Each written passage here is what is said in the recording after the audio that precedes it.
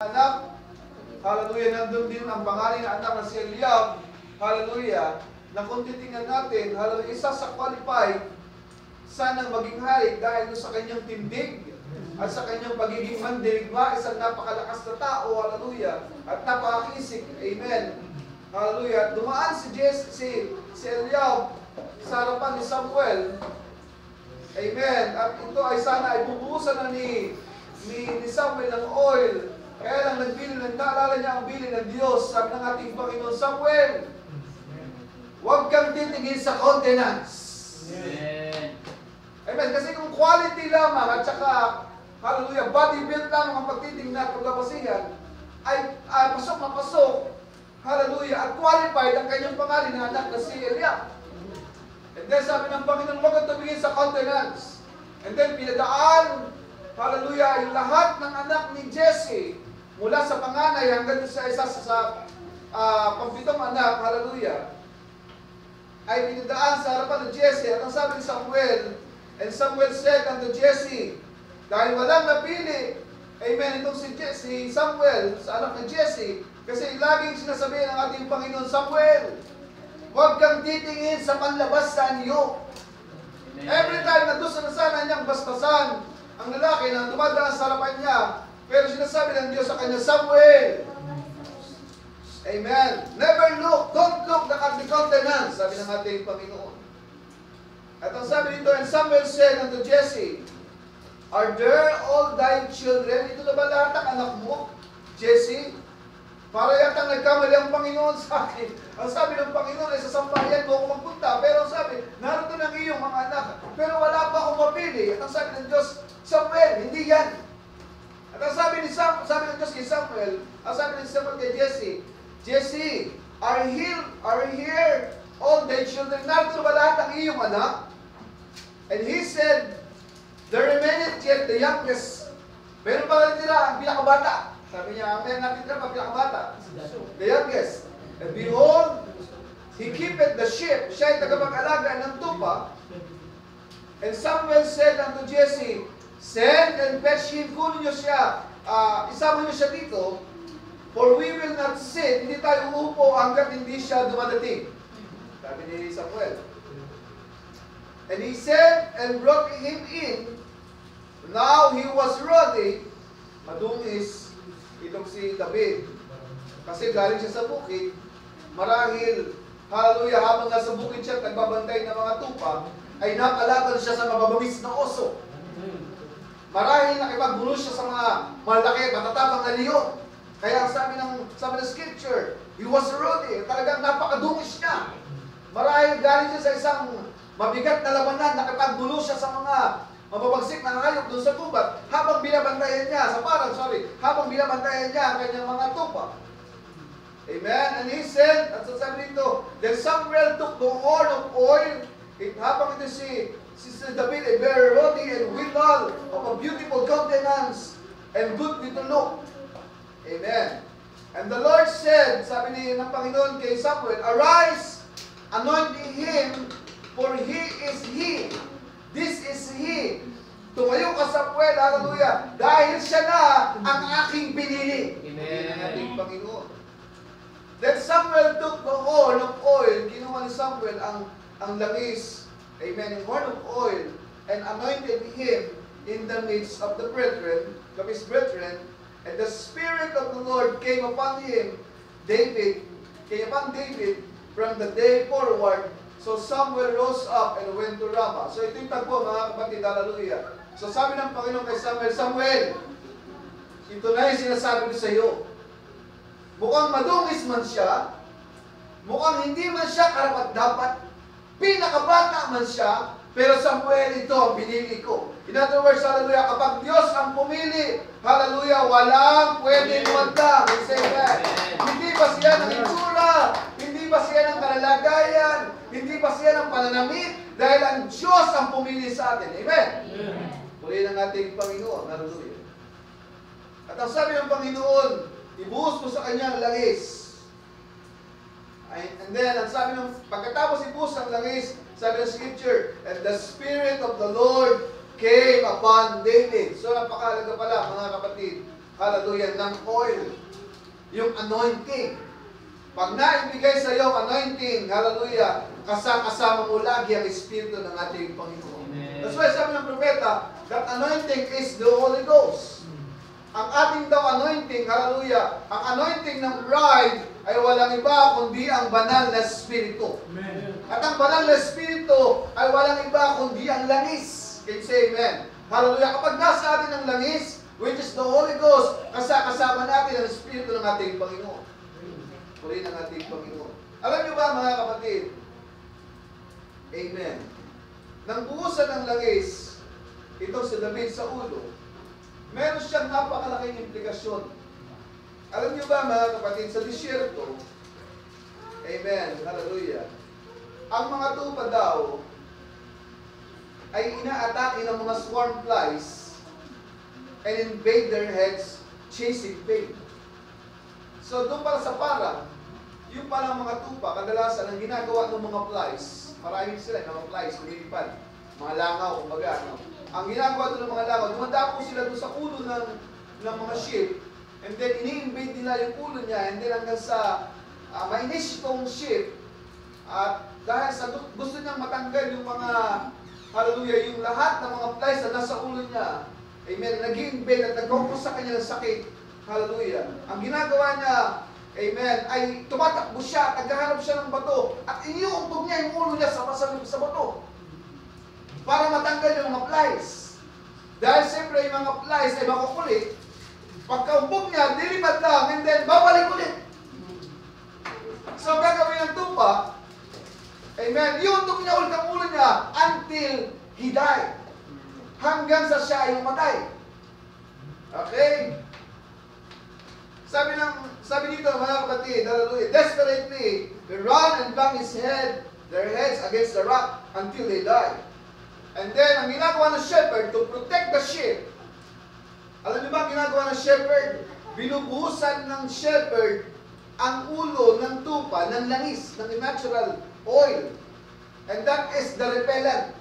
Yung daw oil na ibinubuhos sa ibabaw ng ulo ng mga sheep ay nagsisilbing repellent, hallelujah, para yung mga flies ay hindi na dumapo sa ulo ng sheep. Okay? Alam niyo ba yung mga flies na ito, hallelujah, ay tipo ng demons na umaaligid sa iyong ulo. Can you say amen?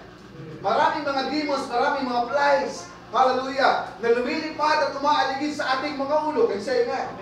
Nagkaabang sila at chasing our heads, hallelujah, kinukulkil ng ating utak, and then, hallelujah, kapag ka nalilito ka na at naiinis ka na, abay, yutong mo ng ulo mo until you die. And that, sabi dito, mga kapatid, and that lies represent the demons. It's called Beelzebub. Si Beelzebub kasi, alam niyo ba si Beelzebub? Si Beelzebub kasi, pag nakita niyo daw yung mga, pag sinerch niyo sa internet, ang ibig sabihin ng Beelzebub, it is the god of flies, Diyos ng mga langaw. Yung itsura pa rin ito si Beelzebub ay isang Diyos ng devil, pero siya ay itsurang langaw. Okay? Kaya siya tinawag na Beelzebub. At alam niyo ba ang trabaho nito, hallelujah, it flies, hallelujah, doon sa ulo ng mga ship, hanggang sa, amen, mainis ito mga ship at iintog nila yung ulo nila sa bato hanggang sa sila ay mamatay. Makukulit na flies. At alam niyo ba sa panahon natin, maraming makukulit na flies. Say amen. Umaga pa lang, pag-isip mo, nandyan na yung mga langaw na umaaligid sa iyong mga mata. Hinahanap mo agad ang cellphone mo. Kasi binubulungan ka, iniinis ka ng iyong mga flies. Can you say amen? Let the flies fly away. Can you say amen? Bugawin mo yung mga langaw. Hallelujah. Umaga pa lang, hallelujah, nandyan na. Yung mga anak natin, binubuwisit tayo. Iniinis tayo. Can you say amen? Nagagalit tayo, naiinis tayo. Nagsasermon tayo, hallelujah. Nandyan yung mga flies sa paligid mo. Nandyan din, pag-open mo ng cellphone, nandyan yung may magte-text na ganito, hallelujah, maniningin. Amen, mga bayarin. At siyempre, mag-struggle ka. Hallelujah, and then, until mawawala ka sa isip mo at hindi ka na mag-church. Can you say amen to that? Yan ang mga flies. It represents the demons called Beelzebub. At siyempre, hanggat wala silang repellent, amen, paulit-ulit na sila at dumadamo, hallelujah, doon sa ulo ng mga sheep. Until ang ginagawa ng shepherd, binubusan ng langis yung ulo ng mga sheep dahil ito ang yung natural repellent nila. At ang sabi ito, the oil represent the Holy Spirit. Amen. Amen. Hallelujah. The anointing in the head to protect us against thought of the devils. Ito raw ang nagsisilbing panangga natin para yung mga flies flew away.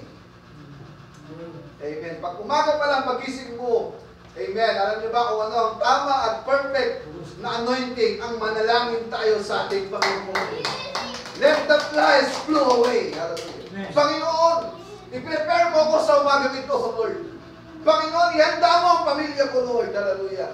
Hayaan mo, Panginoon, na ako'y makapag-church ng masaya, ng masigla, nung nasa tamang kondisyon. Amen. Let the flies flew away. Yes. Purihin ng ating Panginoon. Sabi ng propeta ng ating Panginoon. Pero bago ito, gusto ko nang banggitin ito. Ano ba ang purpose, amen, ng anointing? The primary purpose of anointing with the holy anointing oil was to sanctify, to set the anointed person or object apart. Ang primary purpose na ito, hallelujah, was to sanctify. Ang oil daw na ito, which is the Holy Ghost, ang siyang magsasanctify sa atin. In other words, kapag wala ang banal na Espiritu, there's no sanctification. Amen. Hindi tayo masasanctify, hindi tayo malilinis hanggat wala ang pahid ng banal na Espiritu. Amen? Hallelujah. Consecration and sanctification, anointing with oil. Sa Biblia, it symbolizes setting apart something or someone for God's use. Ang purpose pala kung bakit tayo binubusan ng langis at ina-anoint ng ating Panginoon to set apart. Amen, naalala niyo ba si David? Amen, pagkatapos siyang busan ng langis, ay sinamahan siya ng Diyos. Hallelujah! At dahil itong tanda na ito, yung langis na ito, ang pahid na ito, ang tanda na siya ay magiging King of Israel. Amen. Ibig sabihin, na-set apart siya, inihiwalay siya ng Diyos for some purpose. Ibig sabihin, hallelujah, ang Diyos, kapag tayo ay pinahira niya ng langis, inihiwalay niya tayo sa galaw ng sanglibutan. Amen. Inihiwalay niya tayo sa gawa ng sanglibutan. Inihiwalay niya tayo sa lahat, amen, ng mga bagay na makakasira sa ating pananampalataya. What we need is the anointing. Yes. Purihin ang ating Panginoon. The act of consecration and sanctification indicates dedication to divine service. Amen? Ito daw ay isang paraan ng Diyos. Hallelujah. At nag-i-indicate ito, hallelujah, sa isang divine service. And recognition of God's sovereignty over the anointed. At pag napahiran ka ng langis na ito, ibig sabihin ay nasa iyo na o pagkaali ka na ng ating Panginoon. Amen. Amen. Kikilos ka ayon sa sovereignty ng ating Panginoon. Amen. Kikilos ka dahil saan? Sa sinasabi ng ating Panginoon. Hallelujah. Uli ng ating Panginoon. The oil repels the insect. Ang langis daw na ito ay nagtataboy sa mga insekto. And helps smooth and the sheep so they can become peaceful again. At pag napahiran ka ng langis na ito, tandaan niyo mga kapatid, sabi dito, you become peaceful again. Kung dati kang tahimik, pagkatapos sa isang iglap, nandyan ang mga flies sa ulo mo. Amen. At ikaw ay kinukilkil at kinukulit. Pero pag napahiran ka at nabuhusan ka ng langis, hallelujah, you become peaceful again. Amen. Magiging tahimik ka na, magiging payapa ka na, matutulog ka na ng payapa. Amen. Amen. Hindi ka mag-aalala, Lord, baka bukas gera na. Amen. Nagpalipad na naman nakaraan ng ano, di ba? Iran. Ang Iran sa Israel. Amen. Hindi sila nagiging payapa kasi nandun yung mga flies. Pumukil rin sa ulo nila, Lord, ano gagawin namin? Hindi sila mapanatag, hallelujah. Hindi sila mapakali kasi yung mga flies bumubulong. They are buzzing and buzzing. Amen. Pero sabi ng ating Panginoon, pag nabuhusan ka ng langis na ito, ay magiging payapa ka again. Amen. Magiging muli ay payapa ka na. Hindi ka na mag-aalala. Amen. Sa araw ng bukas. Muli ng ating panapaganda ng hinawin ng mga bata. Amen. Yes. Hallelujah. Dahil ikaw ang aking pastol, hindi nagkukulang, sapat na. Hindi lang sapat, higit pa. Hindi nangangamba sa mga akin. Muli ng ating Panginoon. Hindi matatakot. Hallelujah. Muli ng ating napakagandang awit, mga kapatid ng kanta niyo. Mamaya, kantayin natin, pagkatapos natin. Hallelujah. The all represent the rebels.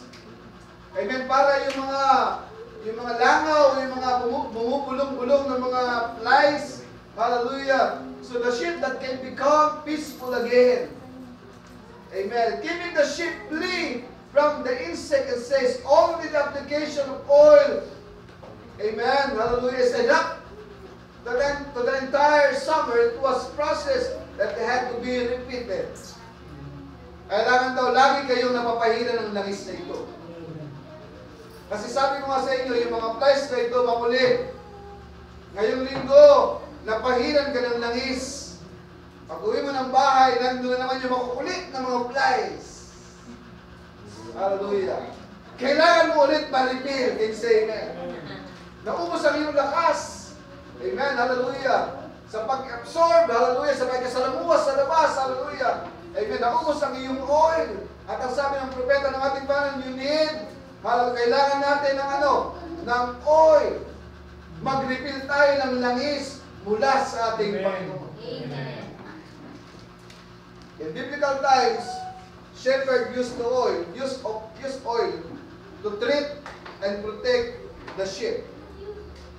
Ginagamit daw pala ito ng mga shepherd para matreat at maprotektahan ng sheep wounds and keep insects away from their heads. Sa book of James, chapter 5, verse 14. Is any sick among you? Meron bang may sakit sa inyo? Let him call the elders of the church and let them pray over him. Meron bang sakit ang ilan sa inyo? Tawagin ang matanda sa iglesia. Hindi naman sinabi, tawagin mo yung friend mo sa labas. At doon ka makipag-fellowship. Ang sabi, call the elders. Sino ba yung mga elders sa atin dito sa church? Hallelujah. Marami tayong elders sa church. Can you say amen? Hindi lang ang pastor. Pastor is sa elder ng church. Hallelujah.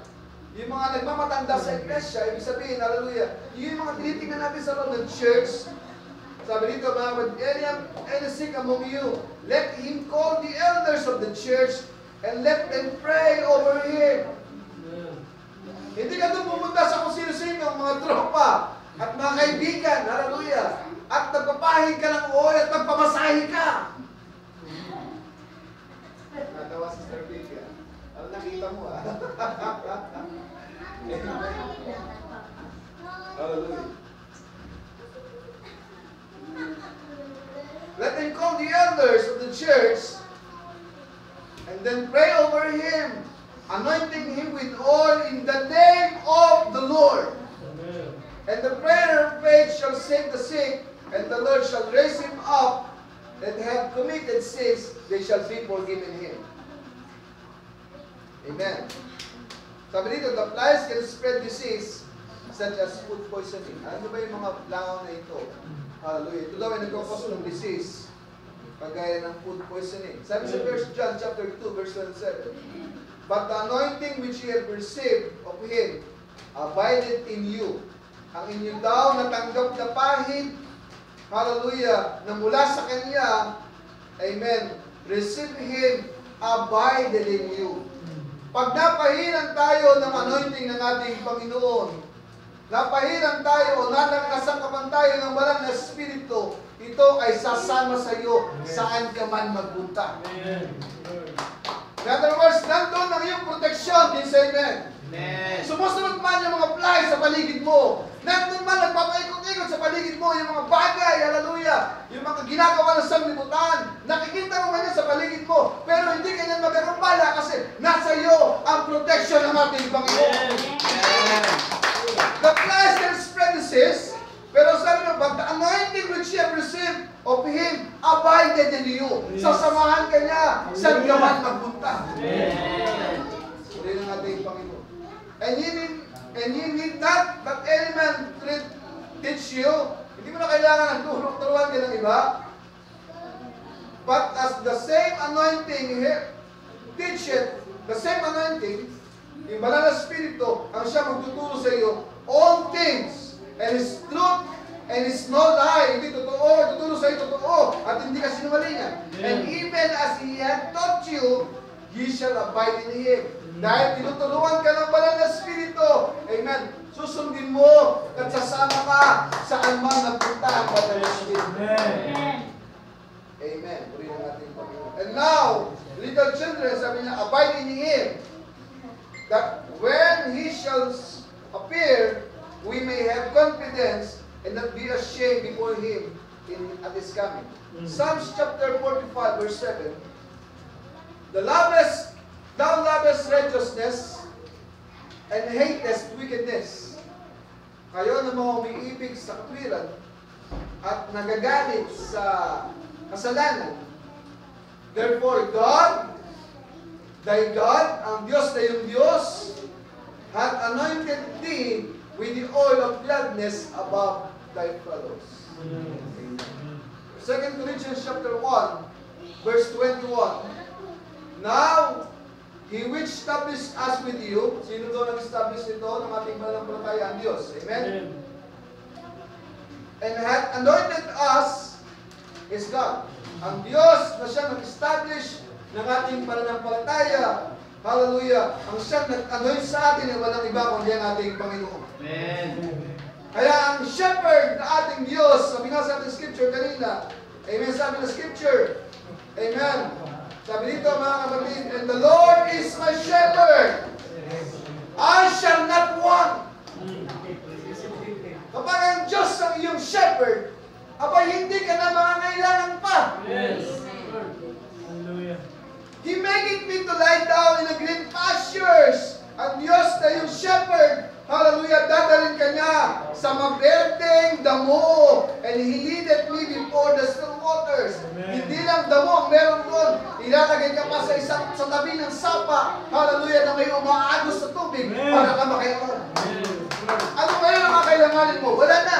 Yes. Kasi kasama mo ang shepherd mo. Tandaan nyo, ang shepherd, hallelujah, hindi siya nagpapabaya sa tupa. Amen. Nalam niyo ba yung maninaga ng 100 sheep? Amen. Nawala yung isa. Amen. Hindi siya nagsabi, okay lang yan, isa lang naman yan eh. Ano sabi ng shepherd? Iniwanan niya yung 99. Hallelujah. For the sake of what? Amen. Can say amen. At ganyan ang Diyos mag-protect sa atin. Yes. Pag tayo nawala, hallelujah, ang Diyos, hahanapin niya tayo saan man lupalong tayo. Amen. Gagawa siya ng paraan. Huhuli siya hanggang sa marinig natin ang tunog ng ating shepherd. Amen. Anong purpose? Para maibalik tayo doon sa kanyang kulungan, yes, kasama ng 99. Purihin ang ating Panginoon. He make it lie down in the green pastures. He restored my soul. Pinapanumbalik niya ang aking kaluluwa. Amen. Sinasauli niya, hallelujah, ang mga bagay. He leadeth me into thy paths of righteousness. Inilalagay niya ako sa tamang daan. Amen. Amen. Ibinabalik niya ako sa tamang landas. For His name's sake. Yeah, though I walk through the valley of the shadow of death, lumakad man ako sa lambak, amen, ang anino ng kamatayan. I will fear no evil. Hindi ako matatakot, hallelujah, sa lahat ng evil. For thou art with me. Thy rod and thy staff comfort me. Thou preparest a table before me in the presence of my enemies. Thou anointest my head with oil. Amen. Pagkatapos tayong ilagay ng Diyos, hallelujah, hindi tayo natakot sa valley of shadow of death. Hindi tayo natakot sa evil. Hindi tayo natakot sa mga enemies na inilagay sa harapan natin, sa harap ng ating lamesa. Amen? Nandun ang kanyang pamalo, nandun ang kanyang pangpok, hallelujah, na siya nagkukumpor sa atin. At pagkatapos siya, hallelujah, thou anointest my head with oil. Kailan ginawa ang anointing? Pagkatapos ang lahat ng battle. Can you say amen? Si David, hallelujah, doon sa parang, tinuruan muna siya ng Diyos makipaglaban sa mga bear. Amen. Tinuruan siya ng Diyos, itinuruan siyang makipaglaban sa mga wild lion. Hallelujah. And then pagkatapos ito, hallelujah, binuhusan siya ng Diyos ng langis. Nung makitang tren na siya, nung makitang sanay na siya, hallelujah, handa na sa pagluklok, hallelujah, handa na sa pagdumain, hallelujah, binuhusan siya ng langis. Yes, amen.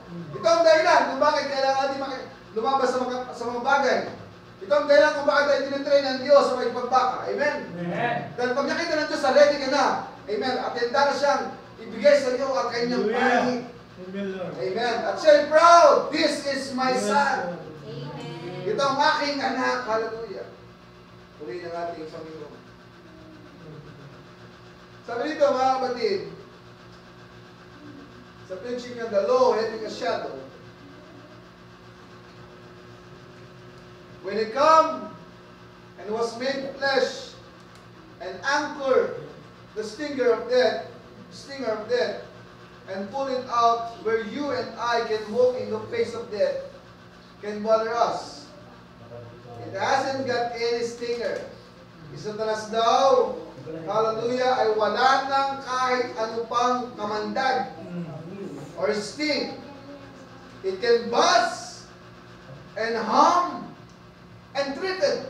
Ang ginagawa lang daw niya ay mag-buzz, bumulong sa'yo, mag-ihay, hallelujah, and hum, humuni.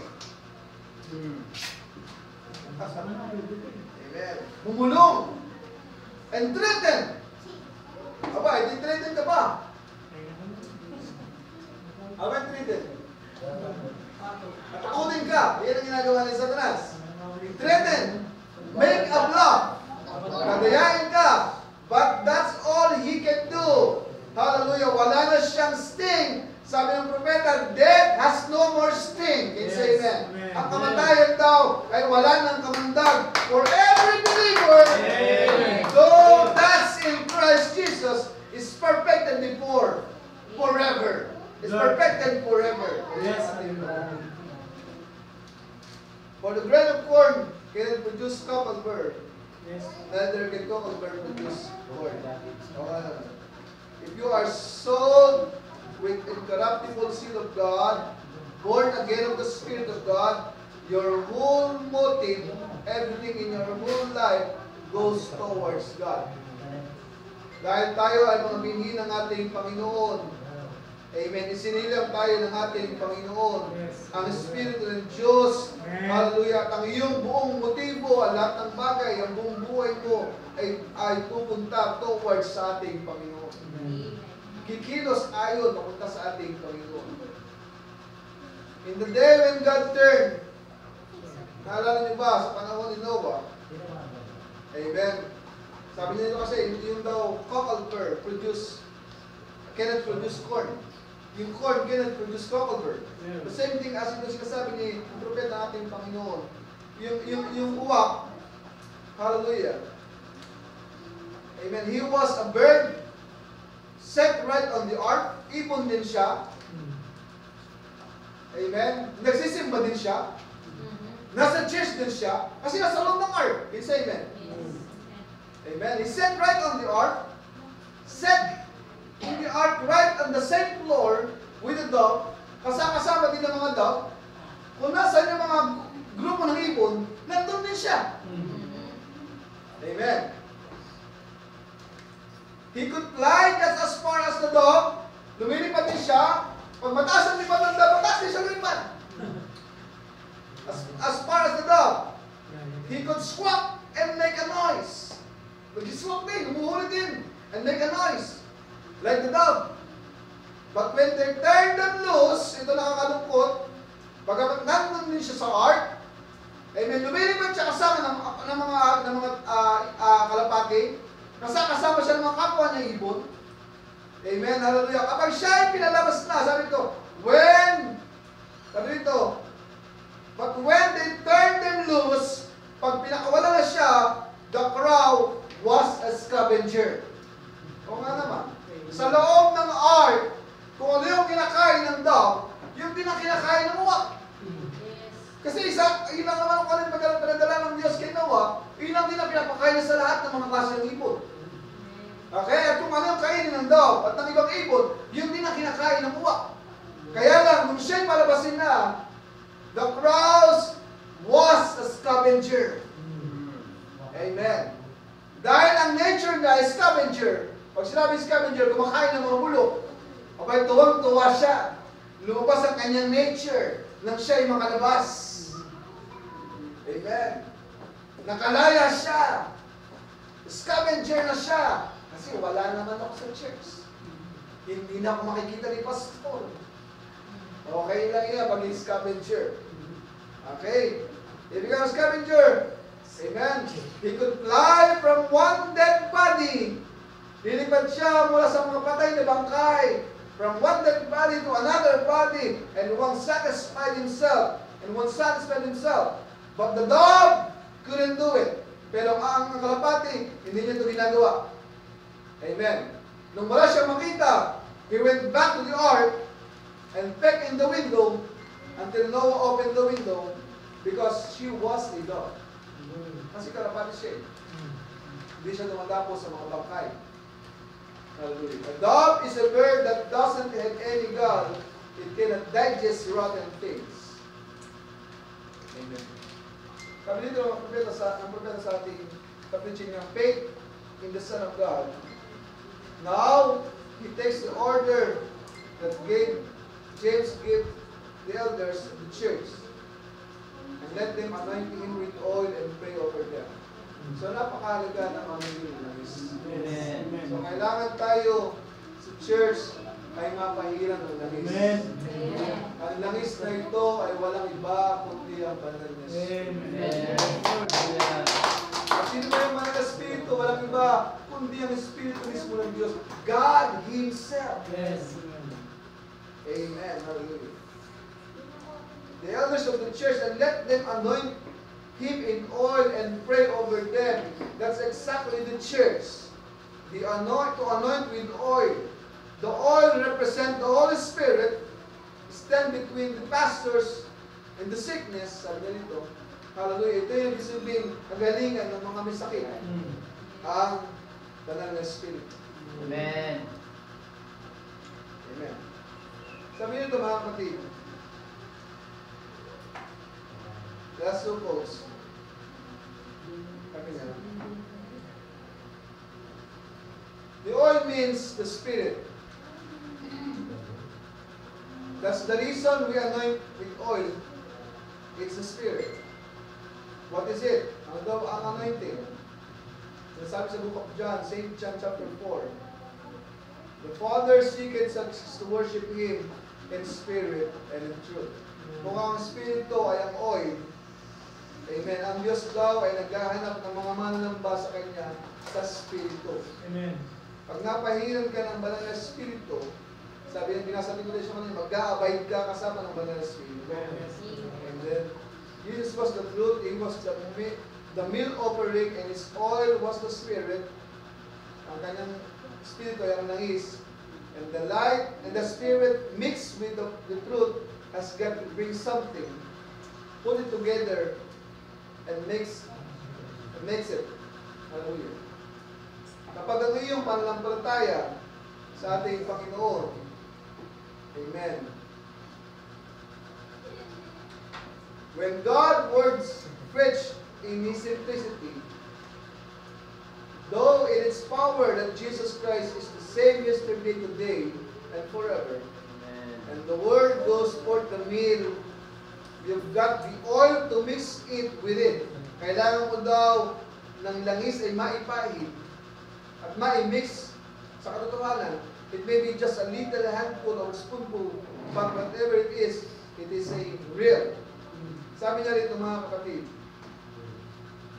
amen. Sabi niya, what you have to do is, the word has been preached, may pangalan ng salita, and you've got the Spirit, at tinanggap mo ang Banal Spirit and mix it together, yung salita at yung langis, amen. Yung salita kasi, hallelujah, sabi ng Scripture, yung word, hallelujah, kailangan samahan ng buhay. Yung salita na ating pinapangaral, kailangan kasamahan ng buhay. Amen? Mix together a self-sacrifice to deny every pain. At pag naisama mo yan, yung salita sa mo ng buhay, it will deny every pain. Tatanggihan mo o hindi mo mararamdaman yung lahat ng sakit. To deny every sickness. Hindi mo papansinin yung mga karamdaman. To deny everything that's contrary to God's word and stand on it. Kasi nag-mix na ang word at saka ang spirit. Amen. Yung word at saka yung oil. Yes. Amen. Marami may dala ng word, pero marami din walang dalang oil. Kasi kailangan ng langis, ang salita, kailangan may pahid ng langis. Amen. Amen. Ang Biblia, this is a word. The word form. Yes. Pero ito ay mag-isilbing buhay kapag ito, hallelujah, Amen. ay silmahan mo ng buhay. Ang buhay ng ating Panginoon. Hallelujah. Hindi pwedeng nabasa mo lang at narinig. Kailangan sa pamuhay mo Amen. ang mga bagay natin. Amen. Salamat sa mga ito, mga kapatid. Hallelujah. Nawa, amen, yung ating oil na nagsisilbing repellent natin para maitaboy natin ang lahat ng flies, amen, lahat ng dangaw, lahat ng sakit, at mga bagay na gusto ko mukilkil sa ating pagkatao ay maitaboy natin sa pamamagitan ng banal na Espiritu. Amen. Ang pahid ng Diyos sa ating mga ulo. Bakit sa head? Ipinahid ng langis, ibinubuhos ang langis. Yes. Kasi yan ang ina-atake ni Satanas.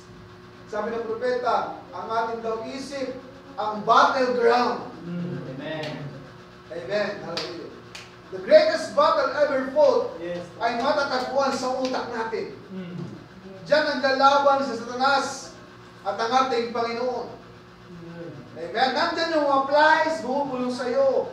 Pero nandoon, hallelujah, ang ating Panginoon. Nagsasalita din sa iyo. Yes. Amen. Let the flies flew away. Amen. Uli ng ating Panginoon. Sa anong paraan? Bubugawin mo ba? Iuntog mo ba yung ulo mo sa bato hanggang sa inyong mamatay? Anong sabi ng ating Panginoon? Ang sabi ng propeta, ang ginagawa ng shepherd, siya mismo ang nagbubuhos ng langis. Ito ang silbing repellent. Hallelujah. Dahil hindi natin kayang tanggalin ang lahat ng mga flies na ito na umukay doon sa ating mga pag-iisip na mga sumisira sa ating utak. Ang mga gawa lang natin ay magpabuhos tayo ng langis sa ating great shepherd. Amen. For the Lord is my shepherd, I shall Amen. not want. Tayo natin ito ngayon. Amen. God. Ulit natin ating Panginoon. Tayo gumawi sa Kanya. Ulit natin yung